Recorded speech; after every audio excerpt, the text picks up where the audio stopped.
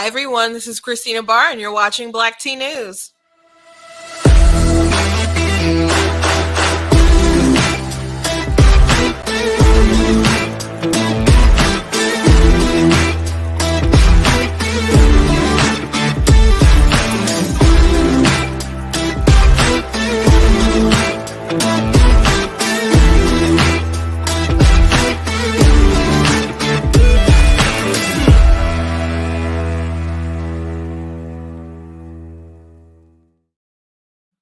Hello, hello, hello. This is Christina Barr. Welcome to Black Tea News. Today we're going to be talking about some censorship coming down fast and hard. I guess that people with YouTube, with vaccines, and it's not really surprising because they've been doing it anyway, but I guess they're going to ramp it up. They've already banned, they said, like 130,000 videos on the topic, and they're taking down some accounts. So we'll be talking about that.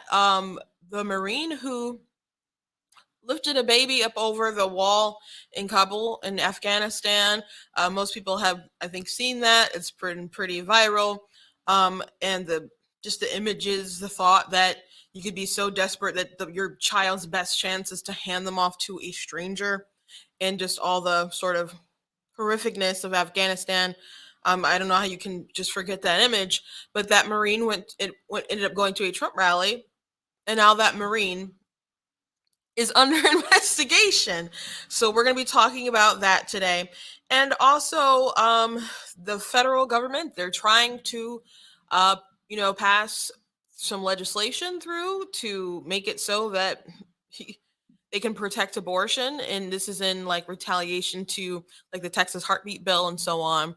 So there's some crazy hearings going on with how people are advocating for it. And they're making a pitch that it's racism and sexism, and if you decide to murder your daughter, like it's and technically I guess it's legal, so it would be murder in the Lord's eyes, but it is legal in America. But I'm gonna play a couple clips because it's just crazy, and I've been telling you guys I've been arguing with crazy people, and it's just gonna get worse, I suppose. But before we jump into it, I do want to thank Brighter Michigan Pack for allowing me to use their studio. If I say anything that triggers you today, they don't care. I don't care. It doesn't work like that. There's no one to complain to. They can't get rid of me. I shall continue talking and spreading the word and spilling the tea. There's nothing you can do. I'm still going to be here. So thank you to Brighter Michigan Pack. I do also want to encourage you to go to blacktnews.com. The other day, I did talk the whole entire hour basically about this ballot initiative that is going on in Michigan. I did write an article about it. If that is easier for you to share, you can go ahead and share that around. We'll be also making a very compact video as well, but you can go ahead and share that article around. It is very important that we stop any sort of effort like that around the country. But I live in Michigan. I know, like, people pushing it, and I don't like it, and we got to stop it. I don't think we should support anyone who vocally wants this to happen. So I need your help. We need to make sure that we bring this down, and I'm going to be talking about it a lot going forward because I want people to be aware of it. I want people to fight against it. And I will be doing my darndest to find out where every single major politician in Michigan and lands on this issue, so you guys can know, because I think it's important for us to know if they believe in uplifting the voices of Michiganders or surrendering our power to California, New York, and all kinds of other places. So I will do my best to keep informing you all here at blacktnews.com. So make sure that you guys are sharing that article and sharing other articles as well. And make sure that you go to the website and check out different merchandise that I have. Got, the goat hoodies and the Denounce White Supremacy, Defeat Joe Biden shirts. I'm not the victim you're looking for. I got different books. I am going to Motor City Comic Con if you're in the Michigan area. I will have some of my books there. I do write more than nonfiction. I write a lot of fiction, actually. I have 13 books out. So if you're at Motor City Comic Con, you can check out some of my stuff there. Some of my books. My shirts won't be there because it's not a political booth, but it's cool if you come up and talk politics, though. Also got the You Are Not That Special shirts, and got the other shirts, got mugs, You got the mugs of the You Are Not That Special, and other stuff always popping up as well. Before I jump into the news of the day, I do solicit your prayers. My grandmother passed away last night. She's 102, 102, and that's my grandmother, my mom. That was on her 100th birthday. So I had an aunt who passed away. She had MS. I think it was November, and after that, my grandmother, she kind of wanted to start getting her ducks in a row. She let people know that she was ready to go on and be with the Lord. So she wanted to see all her children. So I took my mom to go see her. And, we stayed with her a bit and talked. And when I left, I asked my mom, like, are you going to be okay? And she just kind of made a face. And I mean, because who's really ready for their mom to go on? I mean, even though she's obviously been here a long time. But I said she looks really good though. I don't think she's going anytime soon. Definitely not before her 102nd birthday, but she made it to her 102nd birthday. So she did pass away last night, and she is a very loving grandmother. She is on fire for the Lord. She's someone, you go to her house, it is like nothing but Jesus or the local news. And maybe during Christmas time you might see like someone will put in a DVD of The Helper or something. But she was a very righteous woman of God. Me, one of my sister Katrina, and I think it was my sister Sabrina. There was another sister there, I think. But one of the last times we saw her, went over her house. My sister Katrina mentioned that she was preaching, and I mentioned that I was preaching. And so she just lifted her hands and started praying and crying and praising God for us and what we are doing. And then she just started praying over us for God to bless us. And that is a memory that I'm glad I got to have. It was a very beautiful experience for me, my sisters, and my mother. And we got to tell her that my mom doesn't, my mom is very shy. I'm like very shy too, but reality has forced me to deal with the world, I suppose. But my mom, she doesn't usually go out with my dad on mission trips and stuff, but she was on her way to Mexico with my dad, so we got to tell my grandmother that. So we got to make some good memories before the end, and not too many people can run their race and go out on terms that they set. So she was definitely ready to go. So I think that makes it less hard for the family, but of course it's still hard to lose, someone you love. So if you can, just keep us in your prayers, especially um, for my grandmother's children, my mom, my aunts, and my uncle. So just keep us in your prayers. But I'm sometimes people pass, and I said this at a funeral not too long ago, and you don't know where they're headed. I like you're like, oh gosh, or where they're headed, and it's like, um, like I said, very godly woman. I have no doubt she's rejoicing, with the angels and living a life happy in heaven, and isn't restricted by her mortal form anymore. So, um, life goes on. We're still here dealing with the crazy world. So let's move on. So speaking of crazy, Afghanistan. Oh, I'm sorry. Let me get to the meme of the day.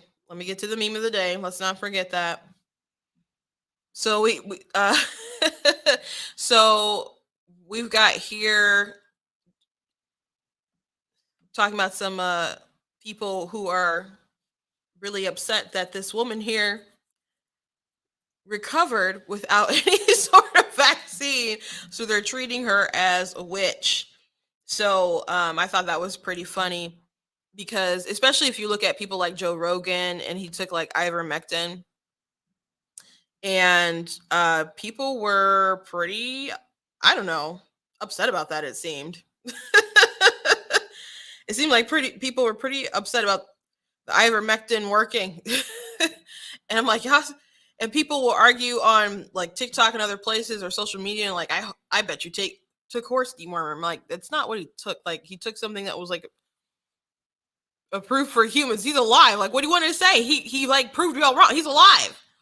But there's a lot of medical misinformation going on, and they make it seem like it's only people on who are like anti-vax or something who spread misinformation, but definitely you have people in the mainstream media who spread a lot of misinformation. Joe Rogan joked around about suing CNN because they spread so much misinformation about his situation. So let's go ahead and talk about YouTube for a little bit since we're on the subject. So YouTube has decided they're going to crack down a little bit more on people who spread misinformation. And I don't really think, in my opinion, that is really their place to judge, their place to say, because there's been a lot of misinformation and some of it's been spread. And I don't just mean like information. Well, one thing, you don't really know who's right and who's wrong. You like science is a process, it's a method. You know, you test things. You're always testing to see if your theory's wrong or right.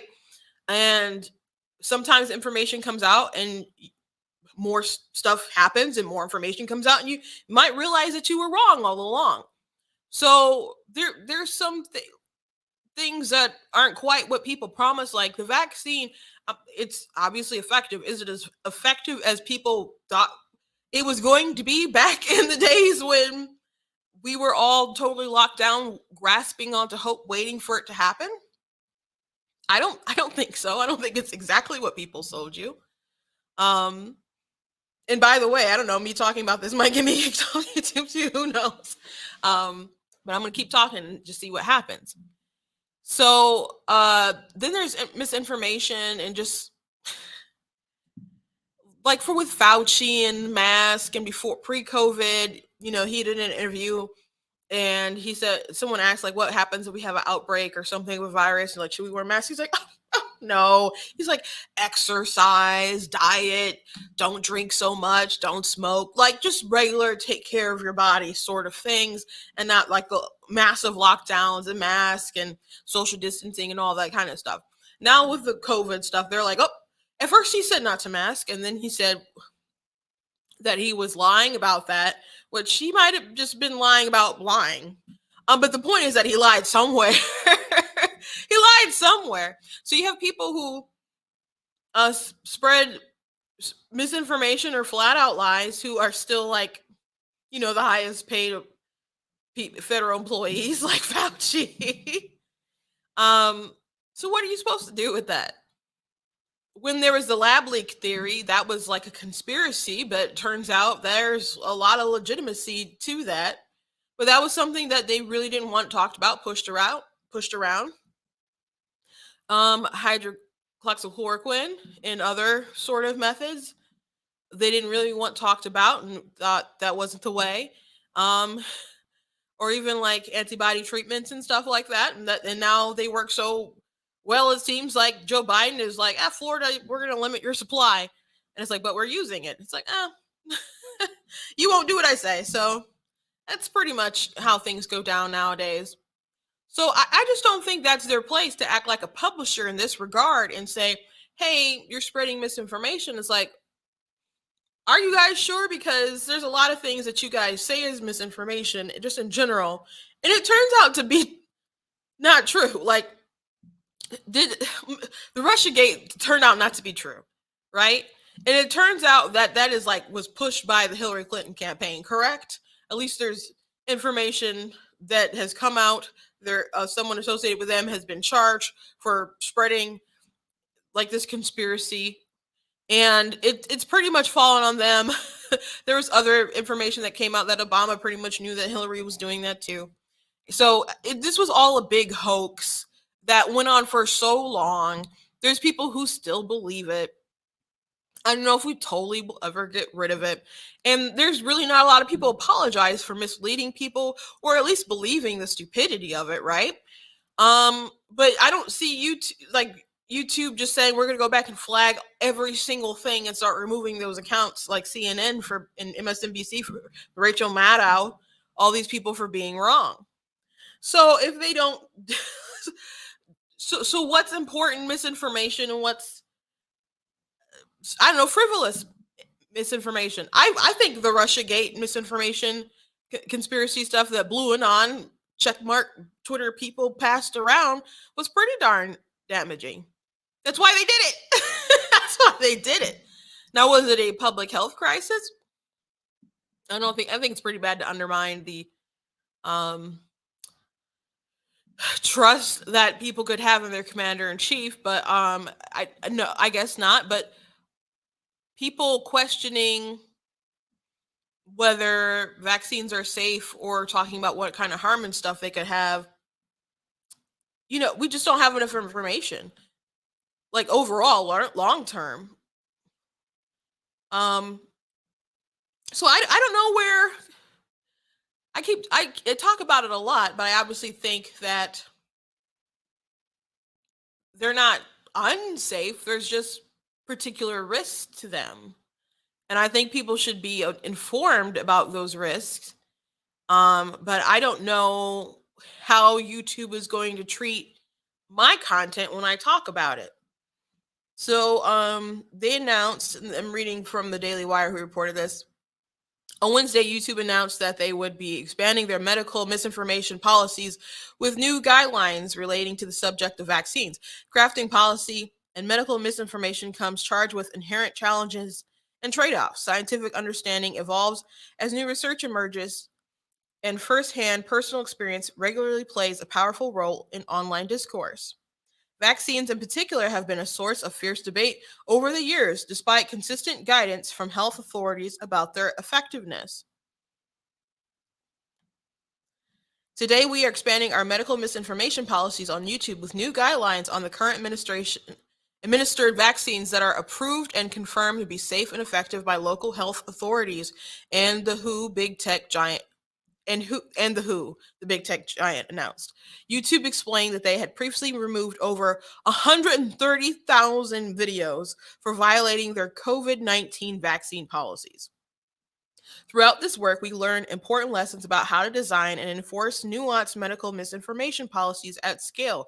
Working closely with health authorities, we looked to balance our commitment to an open platform with the need to remove egregious harmful content, YouTube continued.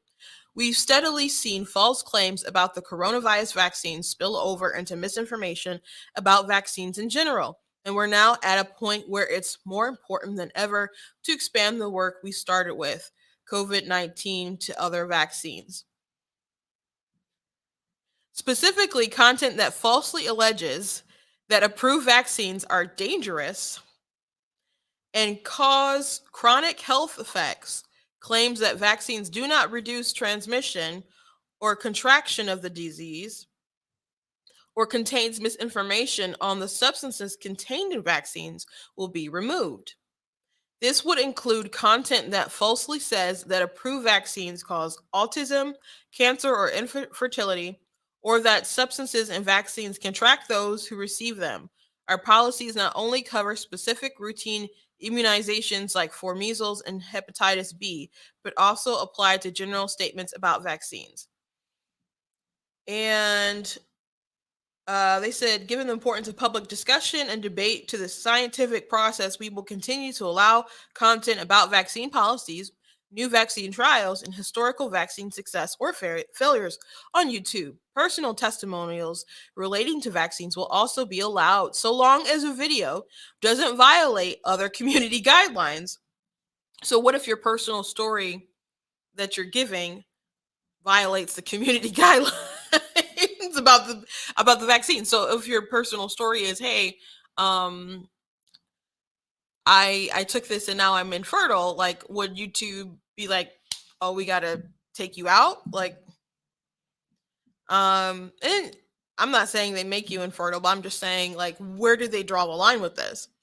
Is it, or, and here's the kicker, or the channel doesn't show a pattern of promoting vaccine hesitancy. So if you're telling, a personal story. Let's say you didn't want the vaccine because you're concerned, and so you have a couple of videos talking about why, perhaps, and then which I guess they would consider that vaccine hesitancy, and then maybe you relent because you need your job, right? I know a lot of people in that boat.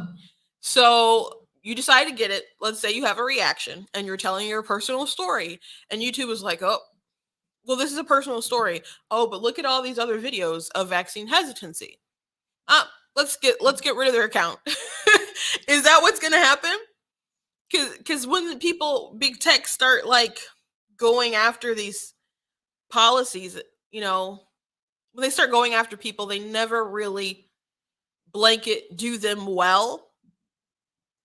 So I haven't been flagged for very much on YouTube. If anything, I'm shadow banned, but not flagged. There's one thing that was flagged, and they really did not give me any leeway on it. I was clapping back hard at somebody who came at me hard, so it was targeted, but I wouldn't call it bullying because they deserved it. But YouTube got rid of it, and it was like instant. It was like once they flagged it and decided, it was like, now we're not gonna really revive that. So, but that's a bit different. It definitely different. So I don't know how they'll really be with this.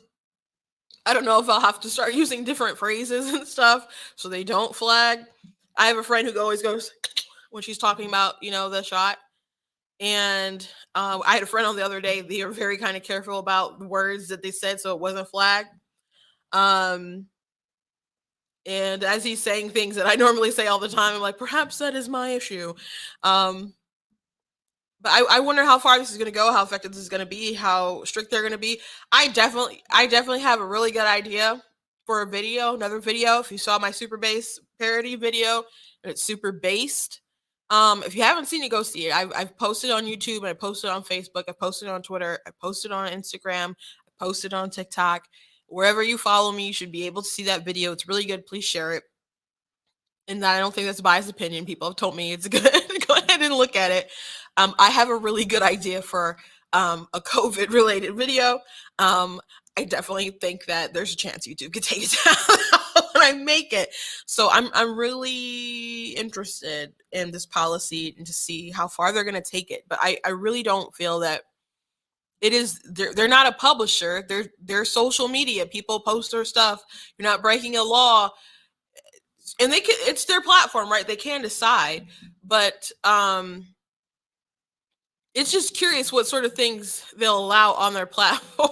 People will allow on their platforms other than like conversations. There's people who lie, and if it's just like, well, we want to spread the truth, people lie on the app all the time, and it's still hard to say what's going to be misinformation and what's going to be true when things evolve all the time, including the data, including the science. People go back years later and you'll see commercials and like, did you take such and such drug? You might be entitled to compensation. So it's not like it's crazy to question these things and to be a little apprehensive. But if you show repeated apprehensiveness, I guess they have reason to take you down. So that's what's going on a little bit in the world of social media and censorship. Now, here's our government being tools about censorship. I'm sure you guys have seen the Marine who saved the baby in Kabul. Here's a little clip. Martha, my heart just skipped a beat. Martha, my heart just skipped a beat because that video we've been showing of that baby that was lifted up and given over into the hands of U.S. forces. I mean, it gets you every time you see it. And we have now, from Jennifer Griffin at the Pentagon, the U.S. Marine has been identified in that video who helped lift that baby to safety over the airport wall. Just getting the new details of that. I can confirm this is attributed to a Major Stim Stinger. I can confirm that uniformed service member depicted in the video is a Marine with the 24th Marine Expeditionary Unit. The baby seen in the video was taken to a medical treatment facility on site and cared for by medical professionals.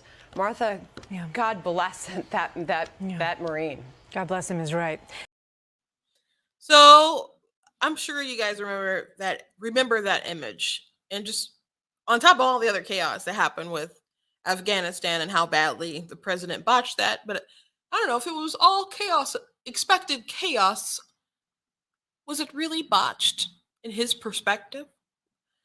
Because of course it was a calculated assessment, but he worked in the fact that the media will be on his side. Yeah, they talked about it, but in the long run, he thinks he can get away with it. So that's why he did it. That's just who Joe Biden is. That's who he is. So anyway, this Marine decided to go to Trump rally some time ago. And we're also honored to be joined by one of the Marines who bravely served in Kabul during the withdrawal and helped evacuate children over the airport and over the airport wall. You saw him. He did a great job. Lance Corporal Hunter Ian Clark. Lance Corporal, come up here. Come up.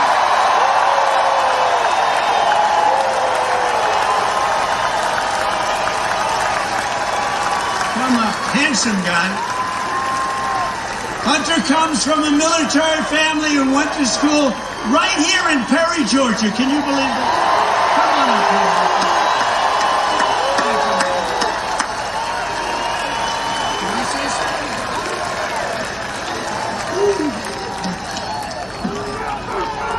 Hey, my name's Lance Corporal Hunter Clark. I'm here from Warner Robins, Georgia. I am the guy that pulled the baby over the wall, and it's definitely probably one of the greatest things I've ever done in my entire life.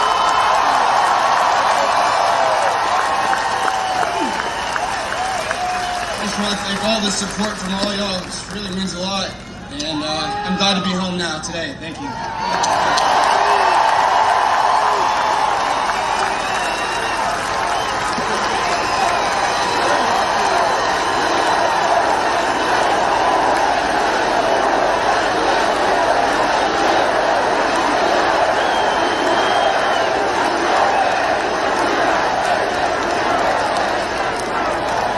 Thank you, Hunter, very much. I appreciate it. Thank you very much. Thank you. So that was it, right? He didn't say Joe Biden lost the election and Trump should be president still. He didn't say Trump 2024. He didn't say anything like that. He said, thank you guys for your support. I'm glad to be home. And now he's being investigated. He's being investigated because you're not supposed to be partisan like that. But he did nothing wrong. He seems like a nice kid. He's a hometown hero who did a really amazing thing on a national stage after the commander-in-chief currently just botched. Well, again, how can you say it's botched when he probably did everything on purpose? He did an insidiously disgusting thing that was totally ridiculous with the pullout, how it happened, and the chaos raged on. And they were there trying to save as many people as they could, get people out, putting their lives at risk. And that's why Biden was like, we got to really move it up so these troops won't be in danger. It's like, we just leave people behind though, bro? Is that what troops do? American troops? But he tried to seem like, oh, it's for the troops, we got to get out so they're not putting them in more danger, especially after we lost 13. And now one goes to a Trump rally and they're like, oh, we got to investigate this. He didn't say anything. He wasn't in his uniform. He was not in his uniform. He did not endorse Trump. He did not trash Biden. I guess you can say, well, he was there at the rally. Well, this isn't 2023 and we're not in an election race right now. I keep telling you guys, I'm not convinced Trump's going to run in 2024. I don't know why I would, personally. Other than, I don't know, pettiness. Believing he's going to win again. So just kind of like, I don't know, Return of the Jedi sort of moment. So there was no reason to investigate that young man who did this great thing, who courageously serves his nation. Yet they're investigating him to see if there's any wrongdoing. No, obviously we all just saw it, right? That was not inappropriate in the least bit. And there was even like some leftist hacks who acknowledged, like I saw on Twitter, acknowledged like that. We got to be fair Like, this was not bad. Like, lay off this kid. He seems like a nice kid. But it seems like they're really just trying to squash out any sort of dissent anywhere. Remember when they're like investigating like troops and stuff to see like, oh, if they got like white supremacy leanings or something, and it's like, how did you determine that? You went on the Southern Poverty Law Center and looked at what pages they might have liked or something. Millie is still learning about white rage and wants to make sure it's not in the military.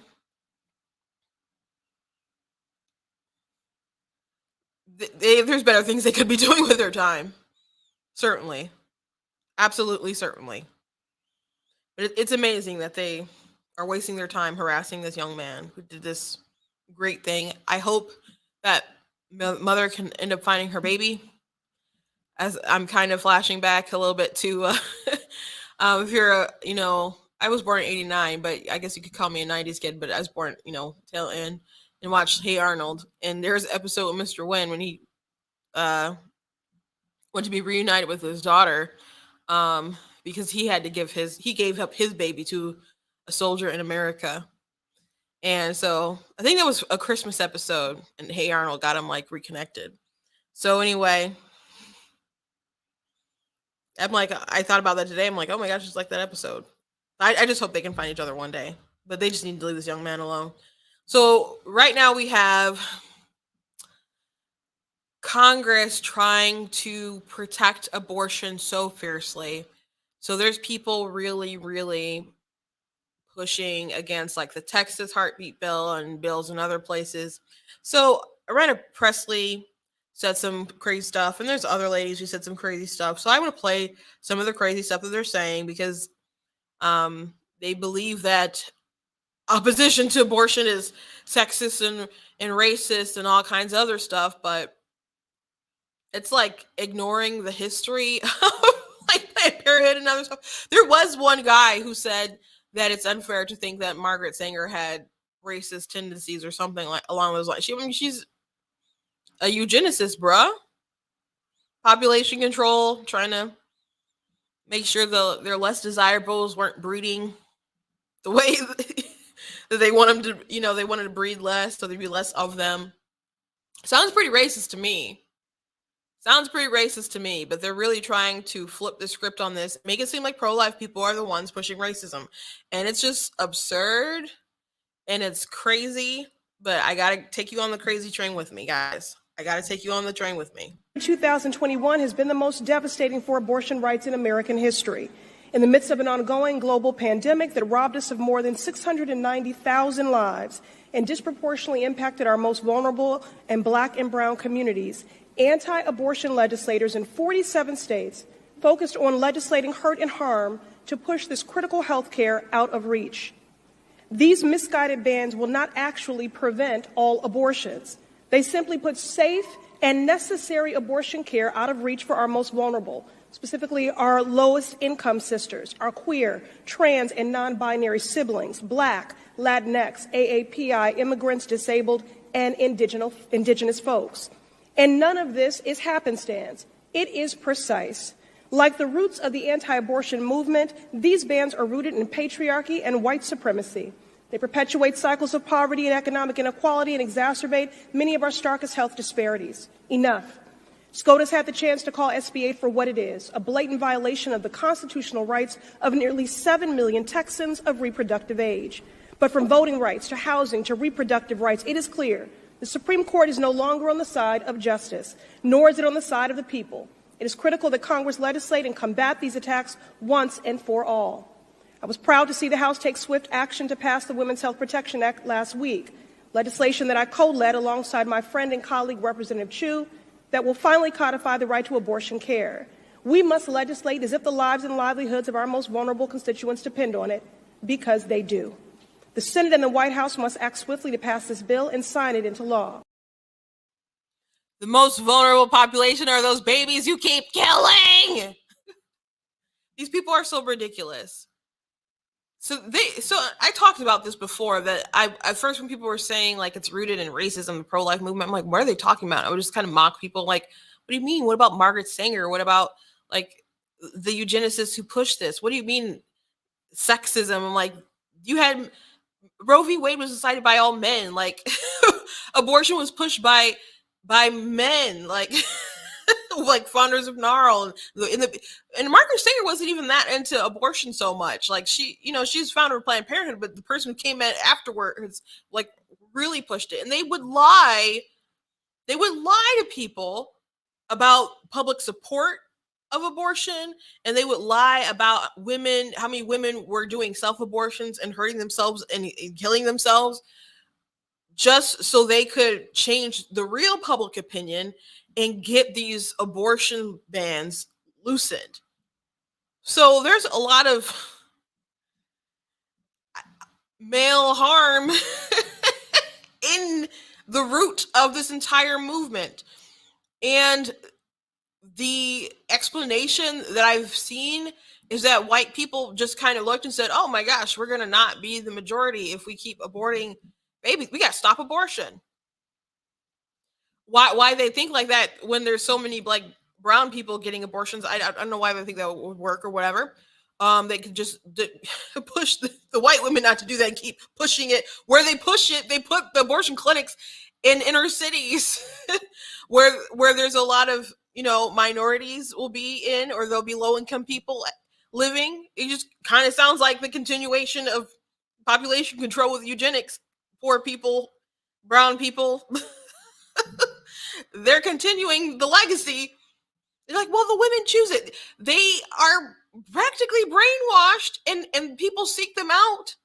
The abortion clinics are like predators. They're like predatory lenders looking for victims, convincing them that their lives are better off if they do not have a child, lying to them like it's a reset button. You can't just do that to your body and just think it's always going to be okay. And what about your personal mental health? So many women regret abortion. I've had a friend on here that talked about her experience, and it was a horror story, a complete horror story. So it's amazing. But the craziest thing to me is that if they're saying that it's the pro-life movement is rooted in white supremacy because white people woke up one day and said, "Oh my gosh, we got to stop killing our white future. We got to stop killing white babies." Tell me, guys, tell me why. Tell me why Miss Presley and other pro-abortion women of color can't go, oh my gosh.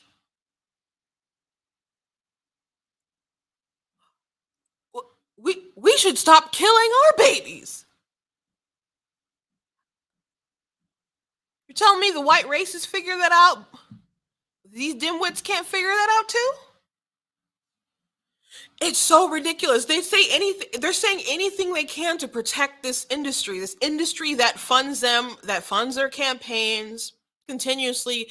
They fund them, they fund Planned Parenthood and these guys, and then they turn around and they give them money on their campaigns to get them reelected, and they have their machines and so on. How can you believe that these industries care about women when they go around and take the remains of your babies and they sell them? They sell them. Do you, honest to God, think they care about you and your well-being as they sell your baby, your dead baby? That is insane. Let's listen to some more.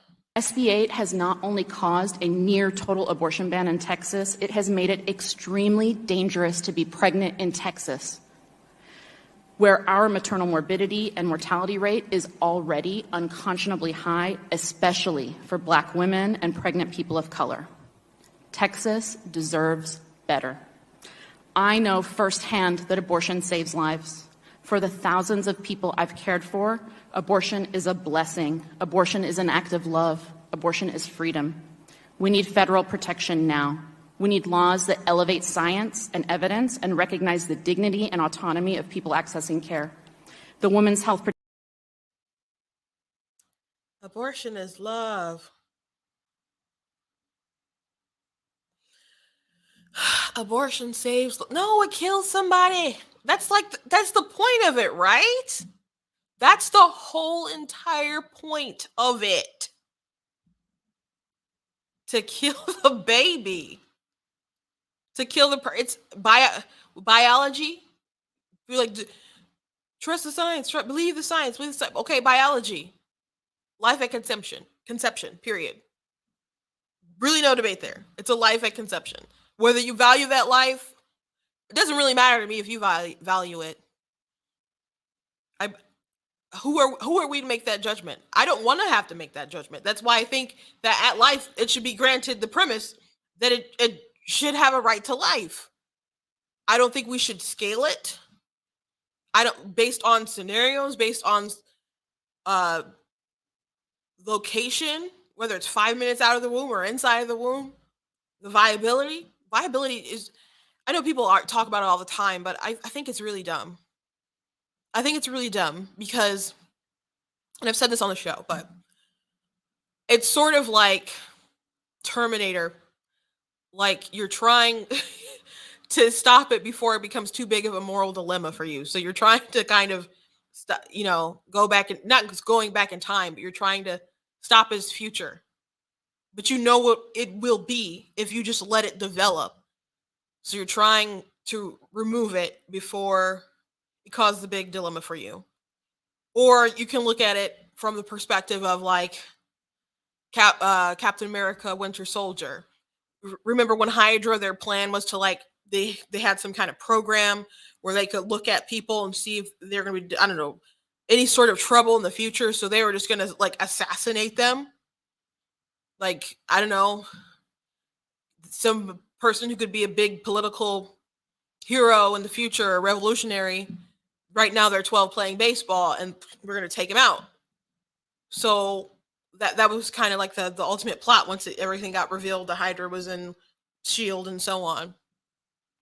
So you're kind of like the same thing. You're like, well, we can do it at 6 weeks, but 12 weeks is too far, 14 or whatever. But you know what it will be, right? If you just leave it alone to its natural processes, you know it's a developing life. It's already creating. By the time you can find out you're pregnant, it's pretty much has a heartbeat, right? The heart is developing, and brain function, like a bunch of other stuff is starting to happen as well. And if you leave it alone, it's going to be a totally fine baby, barring there's not something wrong with it, and that's unfortunate when that happens. But in normal cases, you will give birth to a healthy baby. But if you're trying to just beat the clock, you are trying to do mental ninjutsu to yourself to try to say it wasn't that bad because I got it at 6 weeks or 7 weeks or something. It was still alive. Still alive. If I showed you a sonogram of I don't know, it might have been 15 weeks, something like that. I'm like, do you think you should kill that? And be like, well, I think that's early enough. And I could reveal, oh, that's my nephew. He's 6.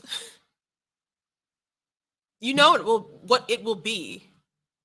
You're just doing mental gymnastics. So I don't think viability is a good option either. Not really. Not really. Here's some more. Before SB 8 officially became the law, things were already dismal. But now, they have become a nightmare. Abortion funds have been working around the clock to help people access abortions with funding assistance, travel support, and more. Abortion funds exist to counter the discriminatory, classist, and racist restrictions on abortion, like the Hyde Amendment and SB 8. The authors of SB 8 and the people supporting this discriminatory and despicable law have made it abundantly clear that they do not care about our physical and emotional well-being. They are only interested in controlling our bodies. As a survivor, I know this feeling all too well, and it fills me with rage. fills me with rage. Um, so these people want to get rid of the Hyde Amendment, and by the way, Biden's budget included getting rid of the Hyde Amendment, so that would mean that federal dollars could go to funding abortion. And Senator Joe Manchin, LifeSite News at least had reported that he said he's not going to agree to that budget if the Hyde Amendment isn't included. So people were mad at Joe Manchin, like he should just recall himself a Republican.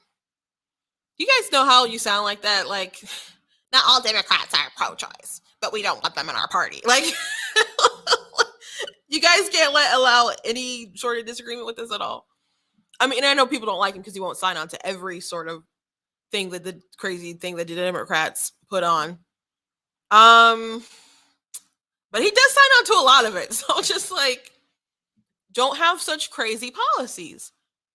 Now, here's the thing. If you cannot say my body, my choice, please listen to this, guys, because I want you to bring this up into like every debate. You cannot say my body, my choice if it's my taxpayer dollars involved. My money, my business. People say, what business is of yours? I think there's a lot of my business in it, and I think it's harmful to society, the abortion industry at large, and our attitudes about it. I think it has very harmful effects, which I did a TikTok about it, and I'll get into maybe, I don't know, lay it out for you guys another time.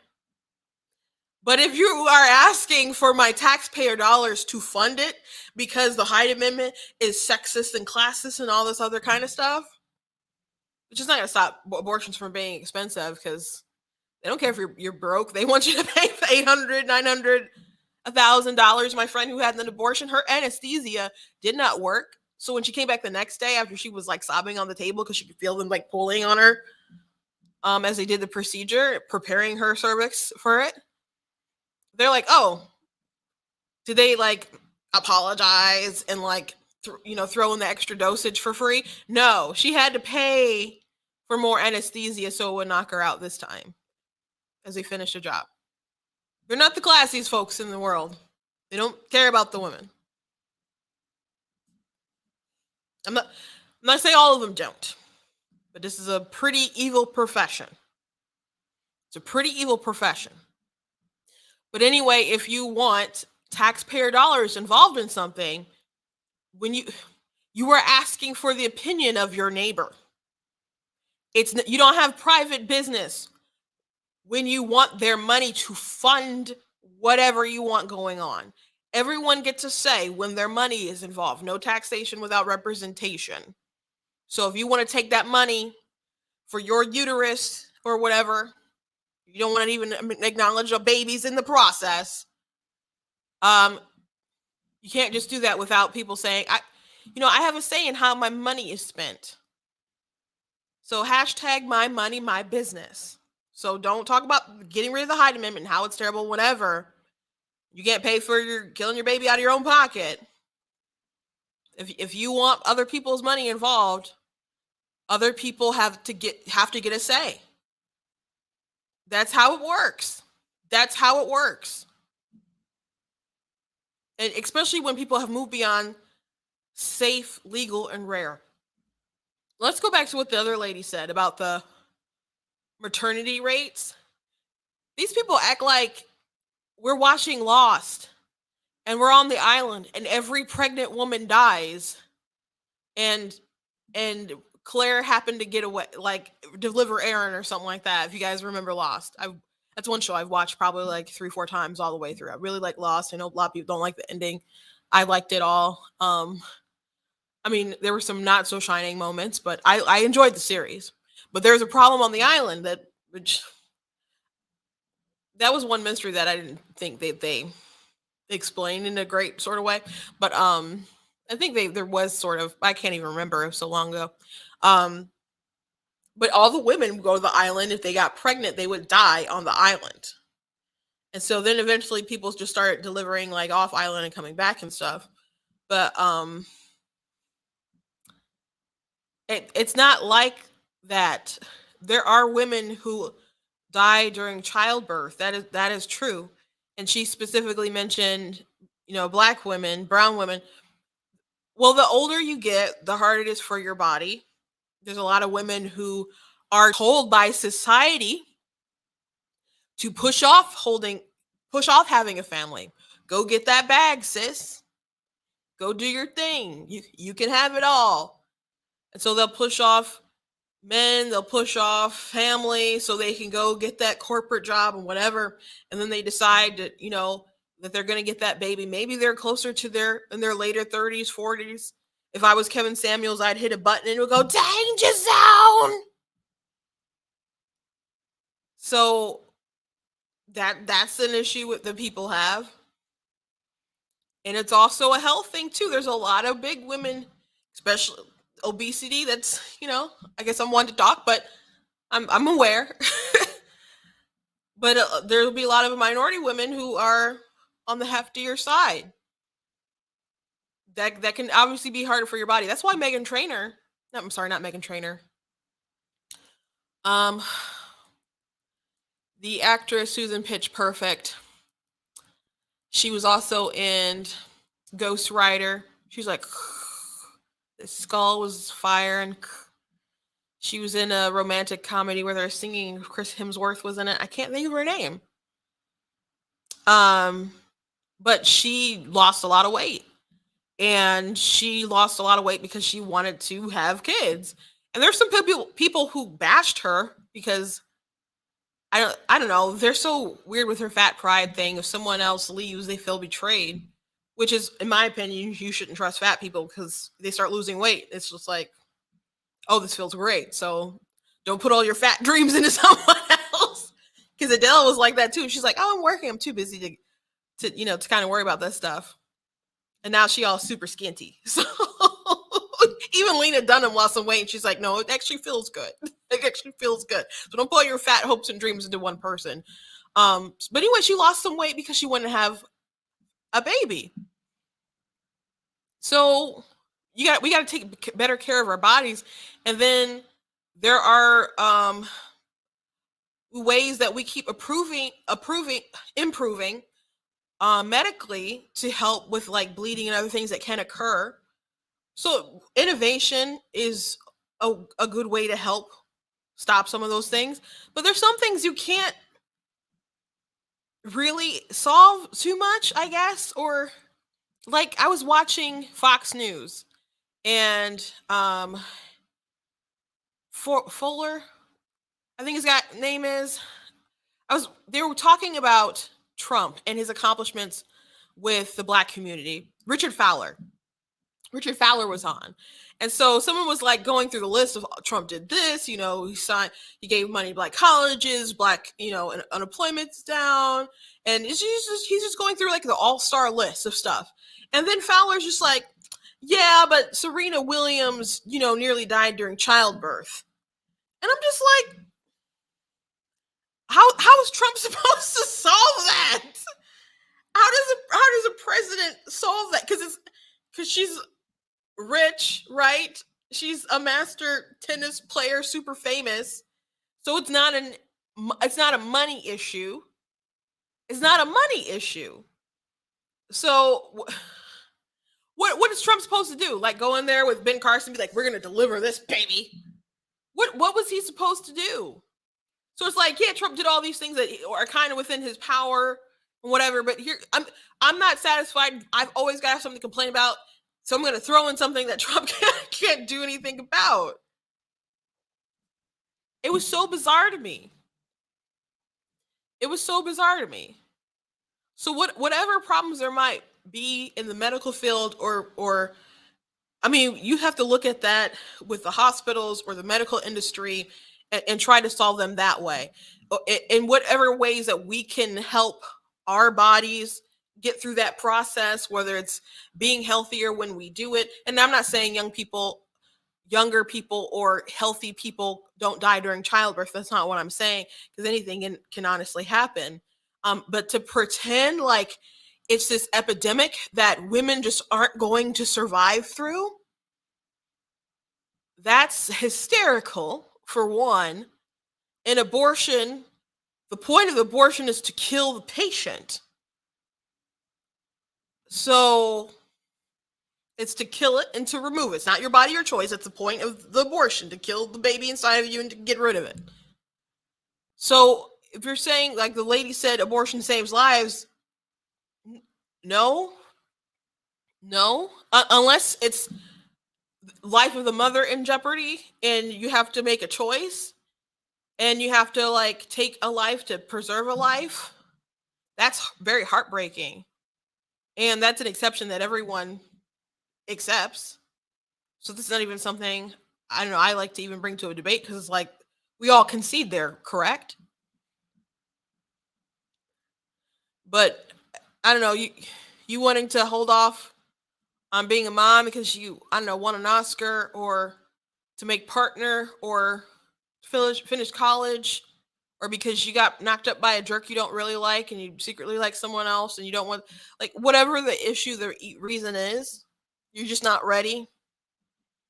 It's not good enough. It's not good enough. And for people who are like, well, you don't care about the woman, or the woman, what about her and her needs and her thoughts? Like, she has needs and she has thoughts and she has control and she has all these kind of ways that she can manage not getting pregnant. And if you want freedoms and liberty, they do come with responsibility. You do at some point have to bear the responsibility of the choices you make. Like if you decide to not get vaccinated, for example, there's a choice. You could be totally fine. I mean, I guess that's the most likely scenario. There's a good chance that you could be infected.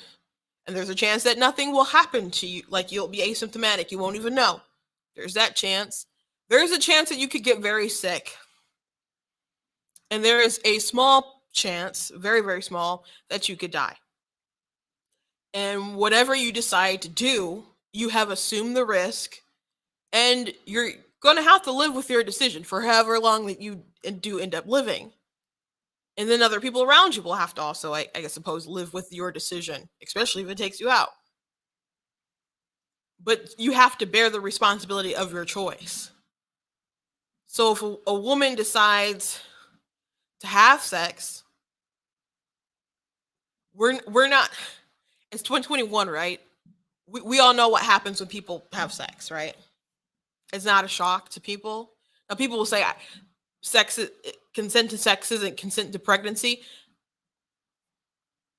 Well, eating food isn't a consent to getting fat, right?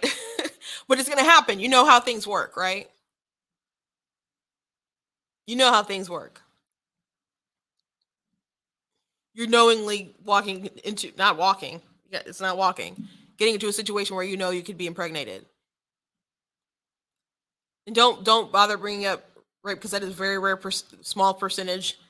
And even if you're having that conversation with people, they won't agree. Even if I made that exception, which I can't make that exception because it undercuts the right to life argument. I know some conservatives think that's an okay exception, but it undercuts the whole entire argument, in my opinion. But even if I did agree, they wouldn't agree to cut out every other scenario. So they just bring it up to make people feel uncomfortable, really, so they can get a leg up in the conversation. But if you most cases when people actually do have an abortion, it's through consensual sex. And that doesn't mean that people didn't use birth control. You could always use birth control and a condom, or you could just not do it. But people go crazy if you mention that. But if the choices are having a baby and not having a baby, and those are like two very extreme important things to you, you can make your own decisions. I'm not trying to control your body. I'm not trying to force birth you. I'm not pro-birth, because I think a lot of you people shouldn't be procreating, honestly. Just honestly, but once you do, and it's here, it's here. And I don't think you should kill the baby. And that's the position. That is the position. So I can't just ignore that the woman, because people believe that the woman has more rights than the child. They're both valued, but they both have a right to life. I don't think one is more important than the other. But if you think that a woman is more important because she has a future, she has life, Well, the child has future too. So I guess she has all these things that she's built, um, in all these decisions, and she can function in a way that the fetus cannot. Well, that's exactly why you should have to hold them accountable for their actions.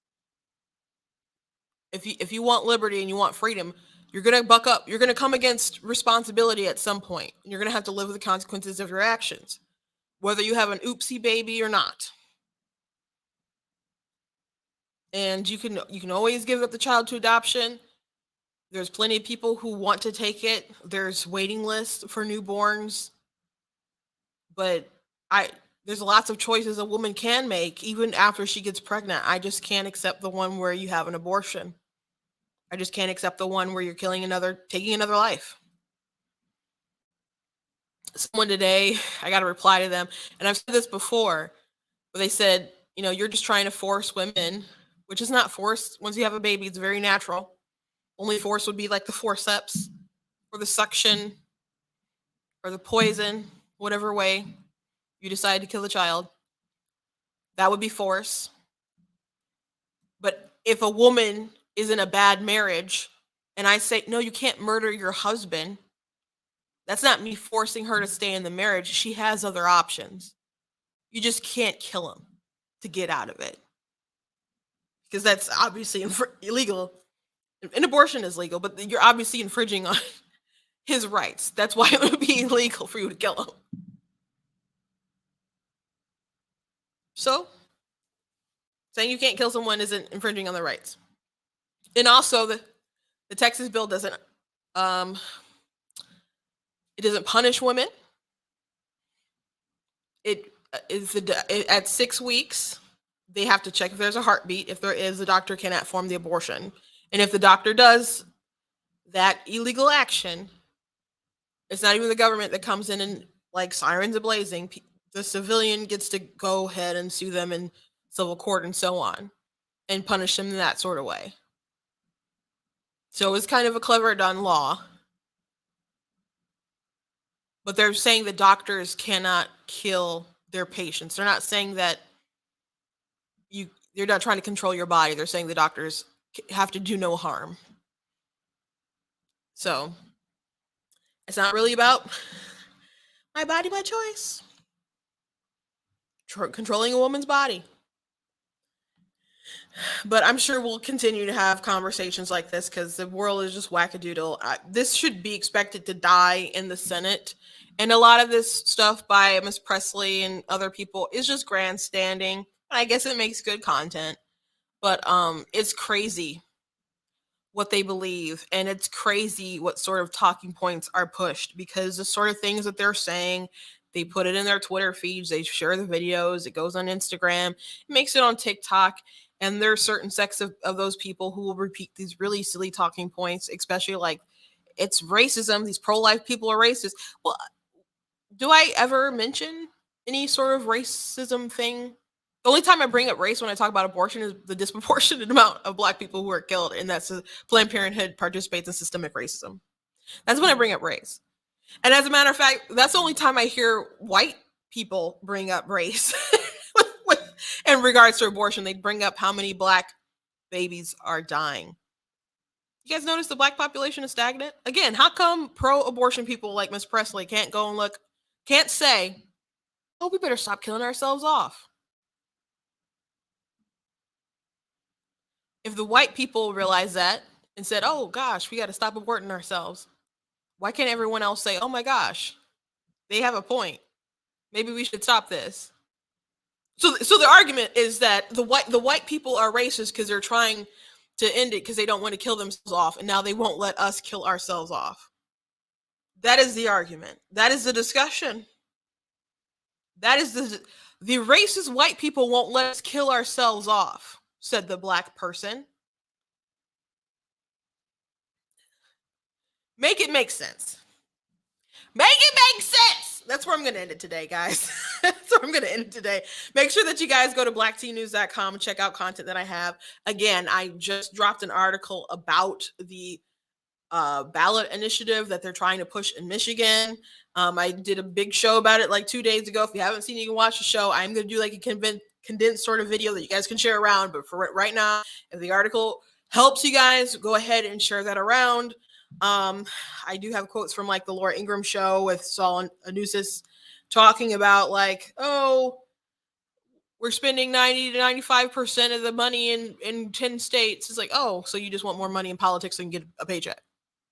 So that's why people like him, I would assume, are behind it. And Democrats want power. He wants the money, they want the power, and so on. So please share that around.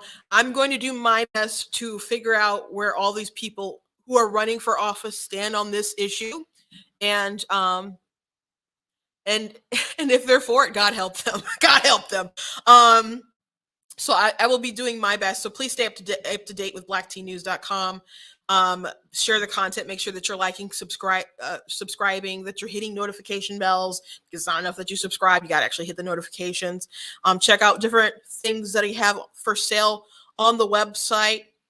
I am going to be at Motor City Comic Con. I will have my books there, all of them that I have available right now, like Say Your Fear, that I wrote during the pandemic. I have other titles that are fiction. All my other titles are fiction. I got stuff for kids. I got stuff for young adults, and so on. So if you're going to be at Motor City Comic Con, come and see me. If you want to get, make sure that you reserve a book. You can go on my website, ninjadustpublishing.com. Let me pull that up really quick. And you can check out what I have on the site, and then I have a form where you can do a pre-order. And so you can make sure that your stuff is reserved there. I only have like a certain amount that I'm bringing, so you make sure that you get your copy. And also check out other stuff that I got on my website. No, that's not on Black Ninja Dust, but that's on Black Teen News. That comes the different mug. And what else we got? And if you would like to donate to blacknews.com, go to blacktnews.com/donate. If you like what I do here, appreciate what I do here, consider going the extra mile and sow a little seed. And that's all I got for you guys today. And I'll see you tomorrow. Hopefully I'll have a good treat for you guys, that I can announce a few things. So God bless you guys. People are just checking in. I'm already off, guys. God bless you. I'll see you guys tomorrow.